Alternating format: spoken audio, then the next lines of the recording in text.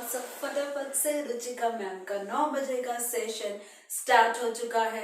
Hello बच्चा party, कैसे हैं आप? मैं हूं आपकी प्रॉब्लम सॉल्वर रुचिका और आज के सेशन में हम पढ़ेंगे क्लास 10 मैथमेटिक्स का चैप्टर 11 कंस्ट्रक्शन। जी हाँ, आज आपको रेडी होना है अपनी नोटबुक के साथ, अपनी टेक्स्ट बुक एनसीईआरटी के साथ, अपने पेन के साथ साथ पूरे के पूरे ज्योमेट्री बॉक्स के साथ भी रेडी होना है।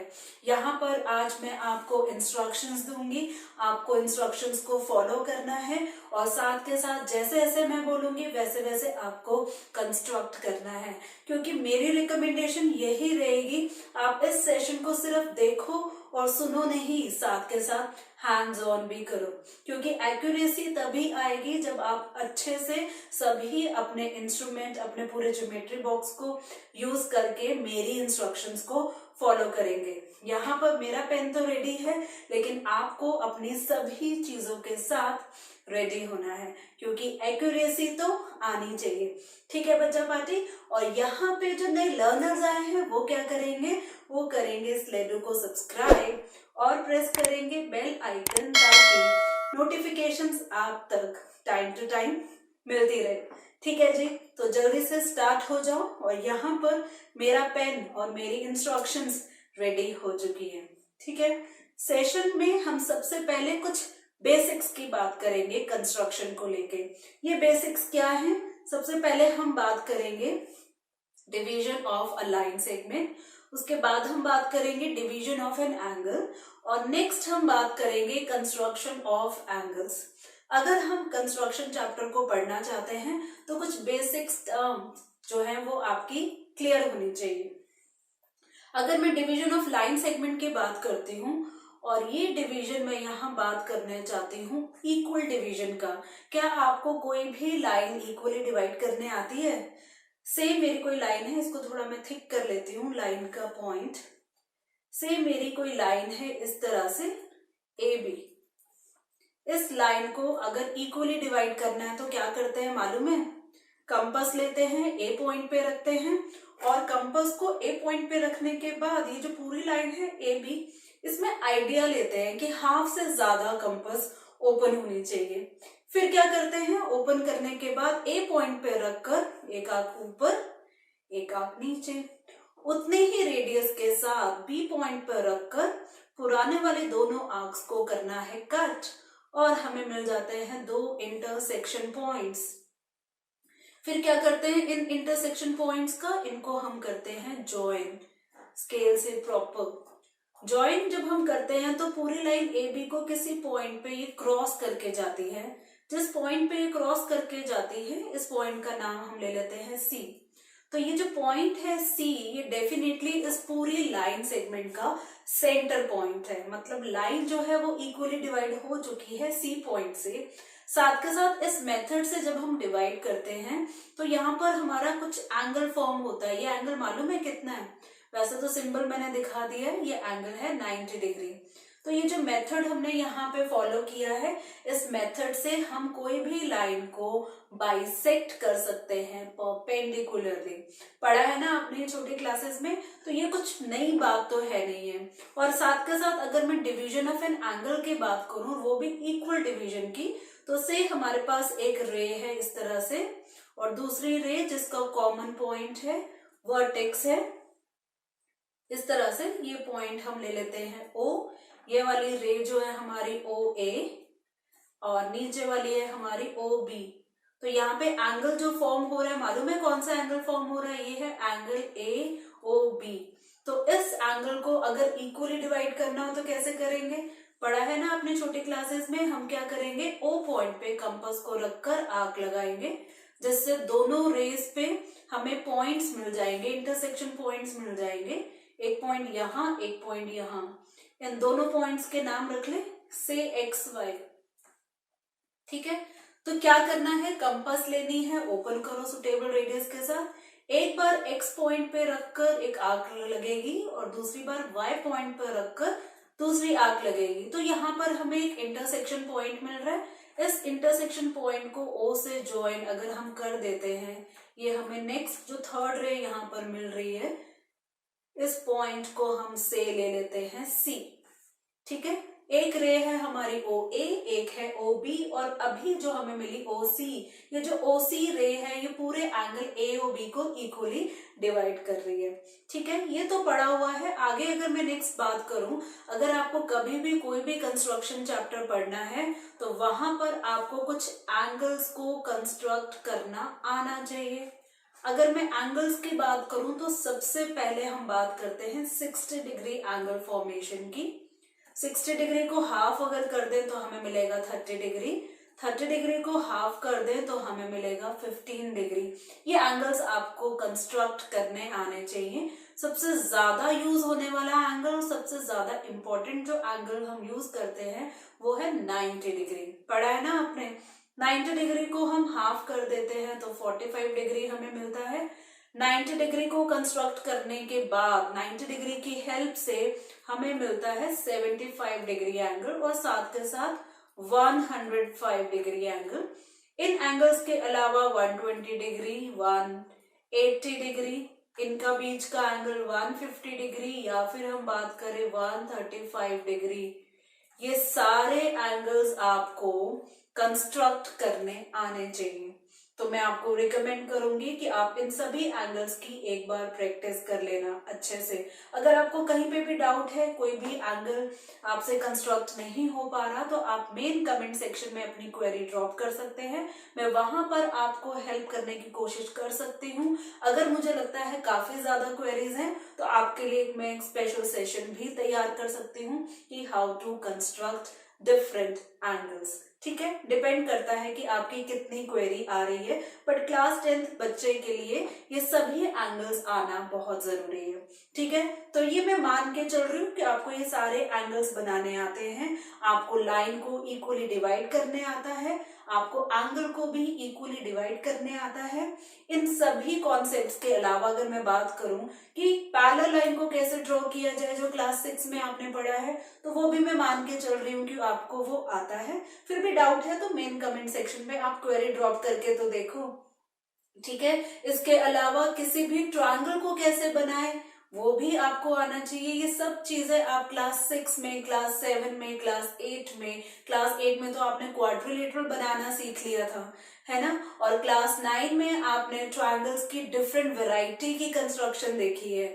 यहाँ पर हम जब क्लास 10th में कंस्ट्रक्शन की बात करते हैं तो यहाँ पे मेन दो ही टॉपिक है। एक टॉपिक है ट्रायंगल सिमिलर क्रिएट करना, कंस्ट्रक्ट करना, और दूसरा ऑल अबाउट टेंजेंट्स। मतलब इस पूरे चैप्टर में ट्रायंगल की भी बात है और सर्कल की भी बात है। ठीक है, इन सभी कॉन्सेप्ट्स को हम इस चैप्टर में एक एक करके पढ़ेंगे। ठीक है, तो ये सारे बेसिक कॉन्सेप्ट का अगर डिस्कशन यहाँ खत्म होता है तो इस चैप्टर का स्टार्ट करते हैं सबसे पहला टॉपिक।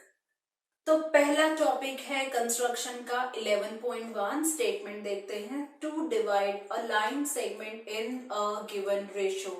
गिवन रेशो का मतलब क्या? आपको कोई भी लाइन गिवन होगी, उसकी वैल्यू आपको गिवन होगी, उस लाइन को आपको कुछ गिवन रेशो में डिवाइड करना है। ठीक है, गिवन रेशो का से एग्जांपल, अगर आपको कोई भी लाइन दी है, लाइन की लेंथ से दी है 8 सेंटीमीटर और इस लाइन को डिवाइड करना है 3:2 के रेशो में, तो कैसे डिवाइड करें? मतलब इस बार लाइन को इक्वली डिवाइड नहीं कर रहे हैं हम, रादर कुछ रेशो में डिवाइड कर रहे हैं। तो क्लास 10 में हम बात करेंगे रेशो में लाइन को कैसे डिवाइड किया जाए। तो करना क्या है, ये जो रेशो है ना, इसका आप पहले सम कैलकुलेट करेंगे।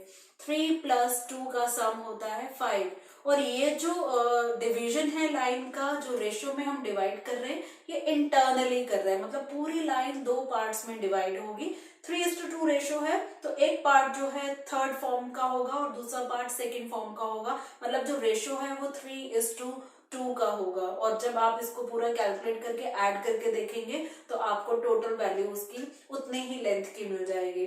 तो ऐसे क्वेश्चन को कैसे सॉल्व करें, ऐसे क्वेश्चन को कैसे कंस्ट्रक्ट करें, तो हम सबसे पहले क्या करते हैं, ये जो एग्जांपल लिया ना 8 सेंटीमीटर रेशियो 3:2, इसके अकॉर्डिंगली करते हैं। तो सबसे पहले मैं क्या करती हूँ, आप भी अपने ज्योमेट्री बॉक्स के साथ तो रेडी हैं, तो जैसे जैसे मैं इंस्ट्रक्शंस दे रही हूँ आप फॉलो करो। ठीक है, तो सबसे पहले मेरी इंस्ट्रक्शन आपके लिए है, एक लाइन सेगमेंट ड्रॉ करो अपने स्केल की हेल्प से, जिसकी लेंथ आप ले लो 8 सेंटीमीटर।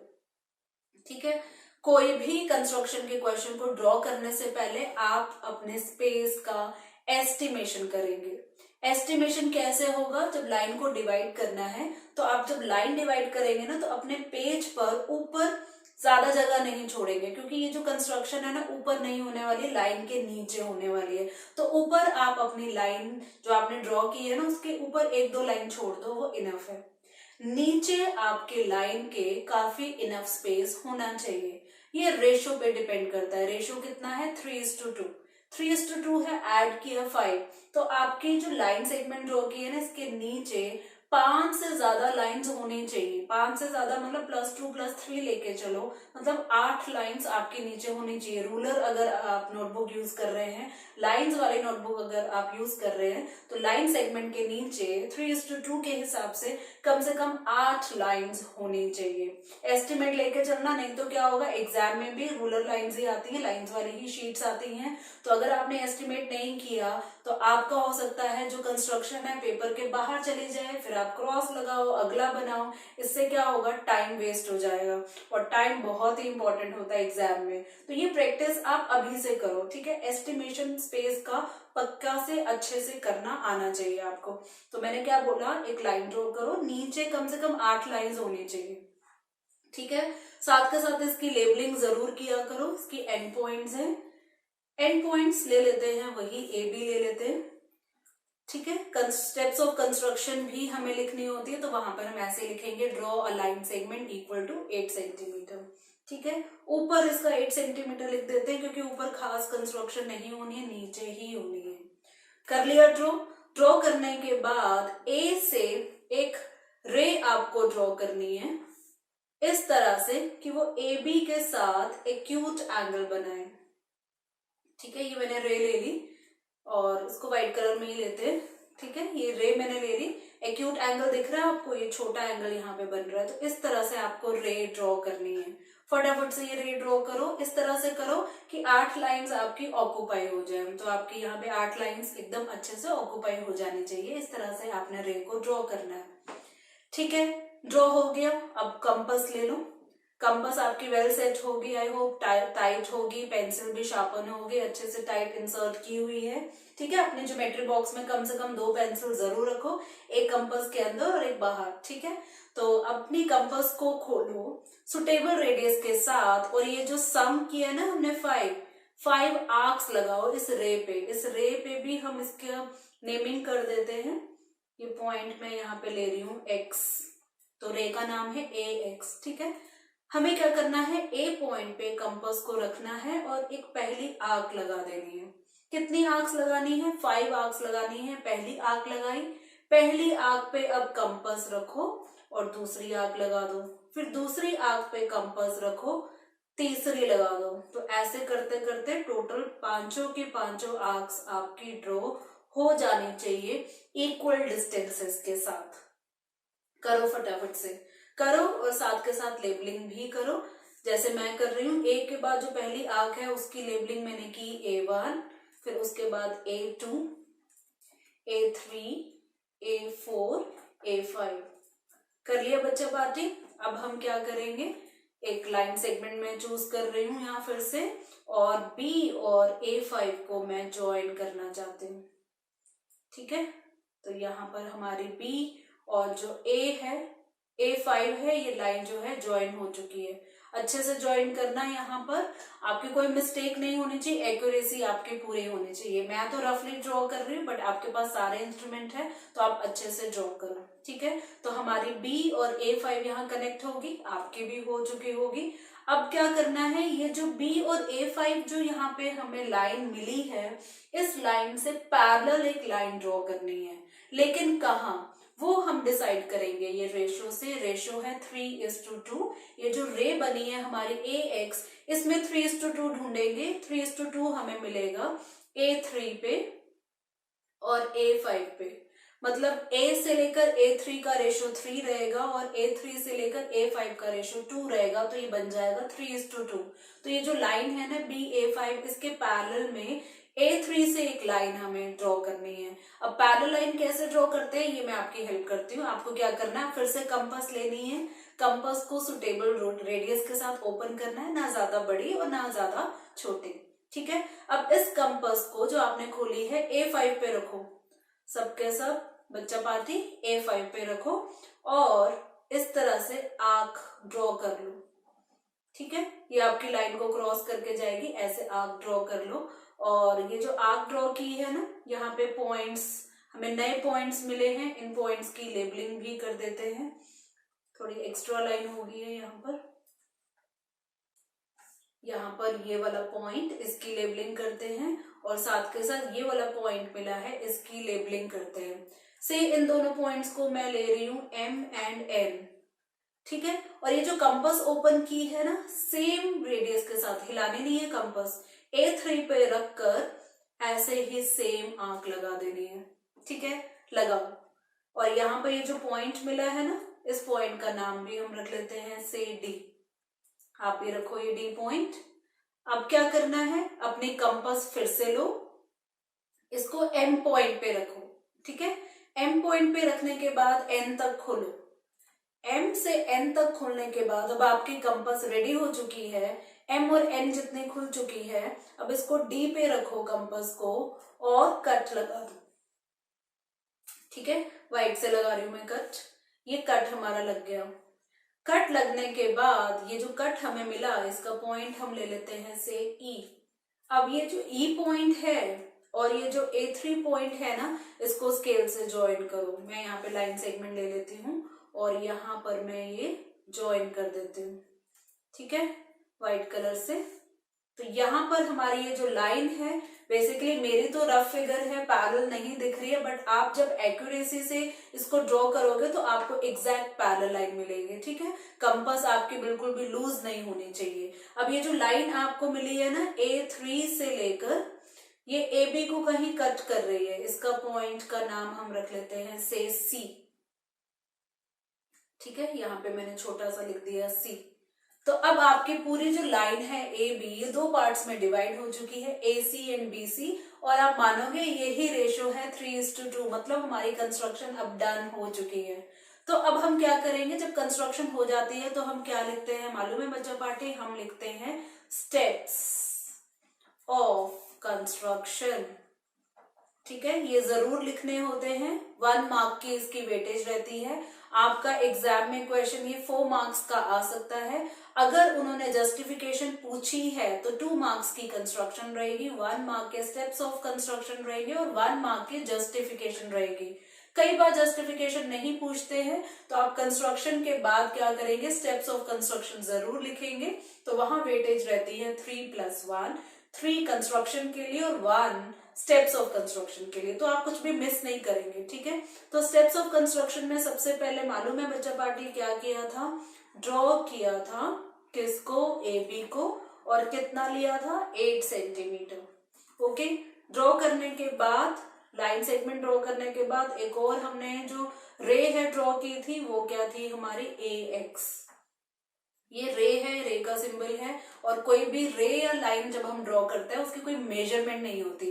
क्यों नहीं होती, लिखोगे कमेंट सेक्शन में कि किसी भी रे और लाइन की मेजरमेंट क्यों नहीं होती। क्योंकि लाइन की बात करें तो दोनों साइड से एक्सटेंड कर सकते हैं, रे की बात करें तो एक साइड से एक्सटेंड कर सकते हैं। तो अगर आपने 8 सेंटीमीटर लिए तो एक्सटेंड करके वो 9 हो सकती है, 10 हो सकती है, कुछ भी हो सकती है। तो मेजरमेंट नहीं लिखेंगे, ड्रॉ AX।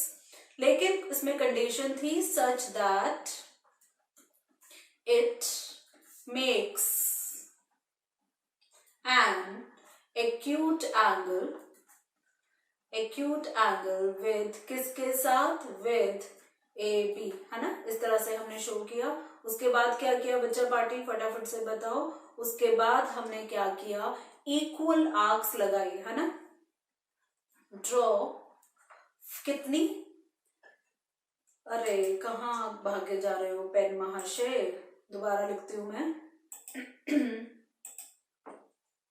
ड्रॉ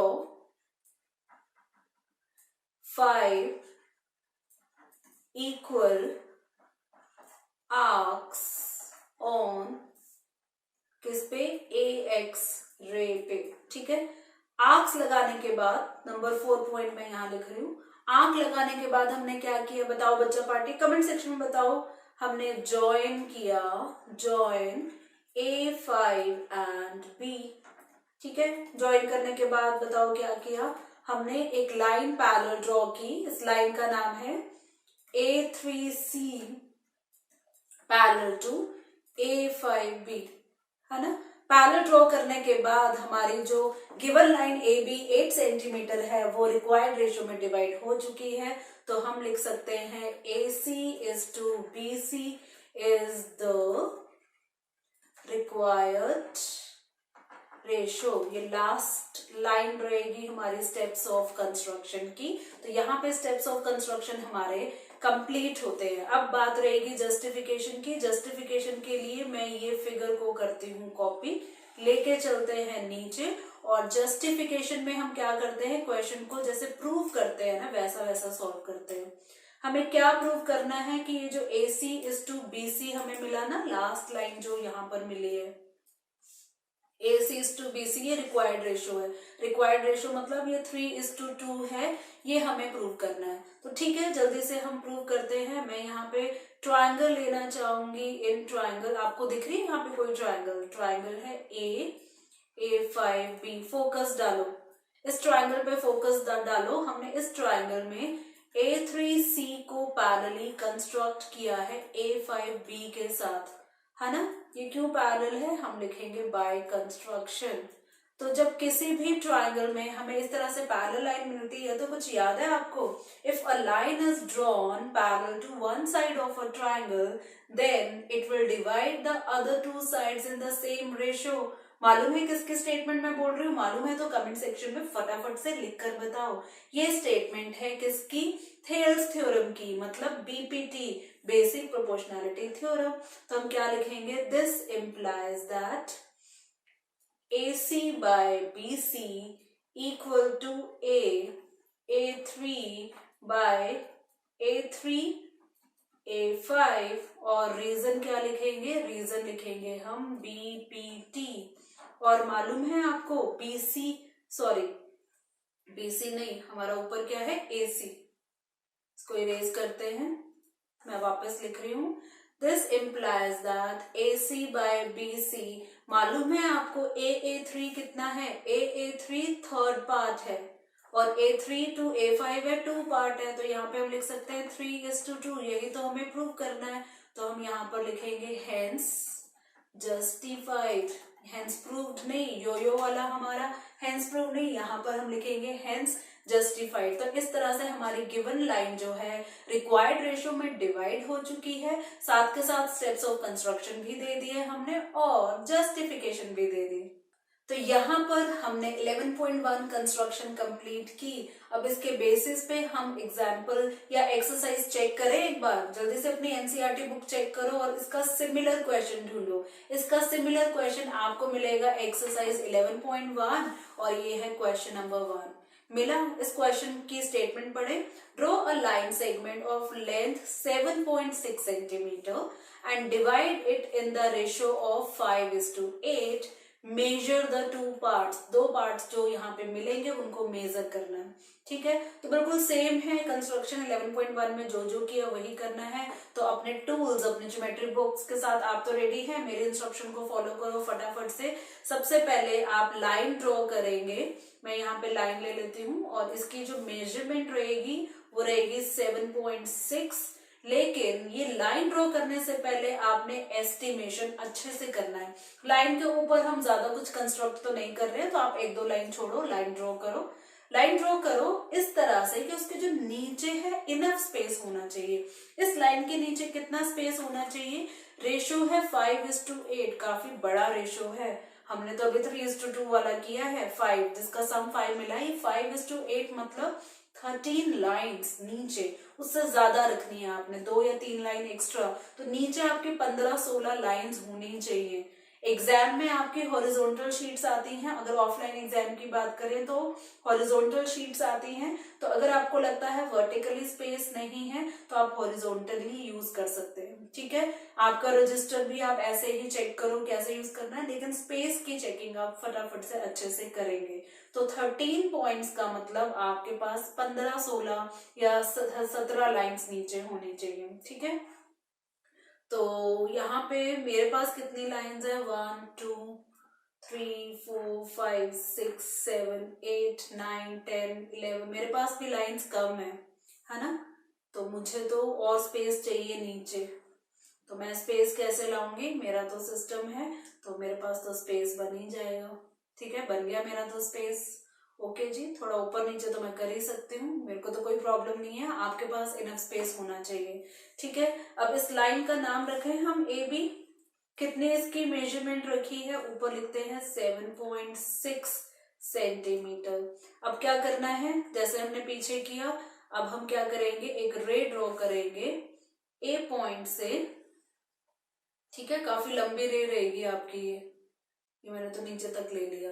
ठीक है, और इस रे का नाम हम रख लेते हैं, यहाँ पर एक पॉइंट शो कर देते हैं, इस पॉइंट का नाम हम रख लेते हैं ए एक्स, बिल्कुल सेम जैसे अभी हमने किया। अब हम क्या करेंगे, बोलो बोलो बच्चा पार्टी, कमेंट सेक्शन में बताओ। ए पॉइंट पे कंपास को रखेंगे, सुटेबल रेडियस के साथ ओपन करेंगे और आर्क्स लगाएंगे। कितनी आर्क्स लगेंगी, रेशो है 5:8, ऐड करेंगे 13, तो फर्स्ट आर्क आ गई मेरी, second, third, fourth, fifth, sixth, 7, 8, 9, 10, 11, 12, 13। Extra line ऊपर, एक्स्ट्रा पोर्शन जरूर दिखना चाहिए। ठीक है, जल्दी से करो फटाफट से, लेबलिंग भी मैं कर देती हूँ। ए के बाद A1, A2, A3, A4, A5, A6, A7, A8, A9, A10, A11, A12, A13। ठीक है, तो अब क्या करेंगे बच्चा पार्टी बताओ, अब हम ज्वाइन करेंगे ये जो बी पॉइंट है और A13, है ना, ऐसे ही किया था ना पीछे, तो करूं मैं ज्वाइन, आप भी करो साथ साथ। बी पॉइंट से हमारी लाइन स्टार्ट हुई और यहाँ पर 13 पे ये ज्वाइन होगी। ठीक है, सो आप भी करो, बिल्कुल छूटना नहीं चाहिए। तो ये हमारी लाइन यहाँ पे इस तरह से ड्रॉ। ठीक है, हो गया। अब हमारा जो रेशो है ऊपर चेक करें, रेशो है 5:8, तो 5:8 के हिसाब से हमें ये फिफ्थ लाइन, इसको हाईलाइट में कर देती हूँ, A5, है ना, यहाँ पे पैरेलल लाइन ड्रॉ करनी है, किसके पैरेलल से, BA13। ठीक है, ये जो लाइन है BA13, ये लाइन के से पैरेलल एक लाइन A5 पे ड्रॉ करनी है। तो याद है कैसे मैंने बोला था, हमने क्या करना है, एक कंपास लेनी है, सुटेबल रेडियस के साथ ओपन करो और ऐसे यहाँ पर आर्क लगा दो। ठीक है, और इतने ही रेडियस के साथ A5 पे रखकर यहाँ पर भी ऐसे आर्क लग जाएगी। आर्क लगने के बाद साथ साथ आप लेबलिंग भी करेंगे, इस पॉइंट को M, इस पॉइंट को N, इस पॉइंट को D। ठीक है, अब MN जितनी रेडियस खोलो और D पॉइंट पे रखकर लगेगी एक आर्क। ये आर्क लगने के बाद A5 को इस आर्क से ज्वाइन करना है, इस आर्क पे जो इंटरसेक्शन पॉइंट बन रहा है इसको मैंने ले लिया E। अब हमें क्या करना है, A5 और E को ज्वाइन करना है। ठीक है, तो मैंने यहाँ से लाइन ली, A5 से स्टार्ट होते होते E से जाएंगे और उसके बाद एक्सटेंड करके हम इसको AB लाइन तक ले जाएंगे। ठीक है, मेरी तो रफ फिगर है बट आपको एग्जैक्ट पैरेलल लाइन मिलनी चाहिए। तो ये जो पॉइंट यहाँ पर हमें मिला है, इस पॉइंट का नाम जो पीछे रखा था वही रख लेती हूँ C, और यहाँ पे AC और BC हमारा रिक्वायर्ड रेशियो बन जाएगा जो कि है 5:8, और हमारी कंस्ट्रक्शन यहाँ पर रेडी है। अब बात आती है, कंस्ट्रक्शन हो गई है, अब बात आती है स्टेप्स ऑफ कंस्ट्रक्शन की और जस्टिफिकेशन की। तो जैसे अभी हमने पीछे 11.1 कंस्ट्रक्शन में स्टेप्स ऑफ कंस्ट्रक्शन किए हैं, आप वैसे वैसे फॉलो करेंगे। ठीक है, तो आपको कैसे चेक करना है, रिकॉर्डेड सेशन हो जाएगा, पीछे जाके चेक करो, वहां पे वैल्यू 8 सेंटीमीटर थी तो यहाँ पर आप 7.6 सेंटीमीटर लिखेंगे। वहां पे 3:2 सम जो था 5 था, यहाँ पे 5:8 सम जो है 13 है, वहां 5 लिया था, यहाँ 13 लेंगे। वहां पे B को A5 से ज्वाइन किया था, यहाँ पे B को 13 से ज्वाइन किया और हमने जो पैरेलल लाइन है वो कौन सी ड्रॉ की, हमने सी, यहाँ पे CA5 जो मैं यहाँ लिख देती हूँ, हमने कौन सी पैरेलल लाइन ड्रॉ की है, यहाँ पर हमने की है CA5 पैरेलल टू BA13, ये हमने पैरेलल लाइन ड्रॉ की है। और पैरेलल लाइन ड्रॉ करने के बाद सी पॉइंट जो हमें मिला उससे AC/BC हमें रिक्वायर्ड रेशियो मिला है। इस क्वेश्चन में एक स्पेशल बात और पूछी गई है कि measure the parts, measure the two parts. तो हमें क्या करना है, आपको AC को मेजर करना है स्केल के साथ, उसकी वैल्यू लिखनी है सेंटीमीटर में, और BC को भी स्केल के साथ मेजर करना है, वैल्यू लिखनी है सेंटीमीटर में। अगर आप ये दोनों चीजें लिखना मिस कर जाते हो तो फॉर श्योर आपके मार्क्स कट हो सकते हैं। स्टेटमेंट को अच्छे से पढ़ना, एक्स्ट्रा कई बार वो पूछते हैं, जस्टिफिकेशन भी पूछते हैं, जस्टिफिकेशन आपने BPT लगा के दे देनी है, ठीक है। तो आज के सेशन में आई थिंक इतना इनफ है, बेसिक्स आपके क्लियर होने चाहिए। जो मैंने एंगल्स की बात की है वो आपको अच्छे से आने चाहिए, लाइन को डिवाइड करना आना चाहिए, लाइन को पैरेलल ड्रॉ करना आना चाहिए, ये सारे कॉन्सेप्ट्स आपको अच्छे से आने चाहिए। आपके पास प्रॉपर टाइम है, अभी हम मिलेंगे मंडे को, तो इन दिनों आप क्या करोगे, जो बीच में ब्रेक आया है मेरे मैथ्स के सेशंस में, तो आपको क्या करना है, ये जितने चीजें में हमने डिस्कस की है इनकी प्रैक्टिस करनी है। कोई भी डाउट आता है तो अपना मेन कमेंट सेक्शन में क्वेरी ड्रॉप कर दो, मैं वहां चेक करूंगी, अगर मुझे लगेगा वही सॉर्ट आउट होता है तो कर दूंगी, नहीं तो किसी दिन आऊंगी आपके साथ इंटरेक्ट करने। संडे मेनिया को भी आ सकती हूँ, क्विज का डिस्कशन हो या ऐसे कुछ डाउट्स का, तो हो सकता है कि मैं सेशन लेकर आऊं या आपके डाउट्स को वहीं सॉल्व कर दूं, डिपेंड करता है। तो आप अच्छे से अपनी प्रैक्टिस करो, और हाँ, मंडे को बिना ज्योमेट्री बॉक्स लिए मत बैठना। आज मुझे मालूम है कुछ बच्चे बैठे हैं, है ना, पहला दिन है तो माफ किया, लेकिन आप इस सेशन को रिकॉर्डेड हो चुका है, इस सेशन को दोबारा देखोगे, ज्योमेट्री बॉक्स के साथ बैठोगे, अच्छे से प्रैक्टिस करोगे, ठीक है। कहीं पे स्टक हो जाओगे, फिर से रिवाइंड करना, फिर से ड्रॉ करना, आपके हाथ में है कंट्रोल, तो पॉज कर सकते हो, प्ले कर सकते हो, है ना। तो मैं यहाँ पे बोलूँ आपको गुड बाय, और आपको क्या करना है, कीप प्रैक्टिसिंग, कीप रिवाइजिंग। मेरा यहाँ पर आ गया गुड बाय, मिलते हैं मंडे को, बाय बाय।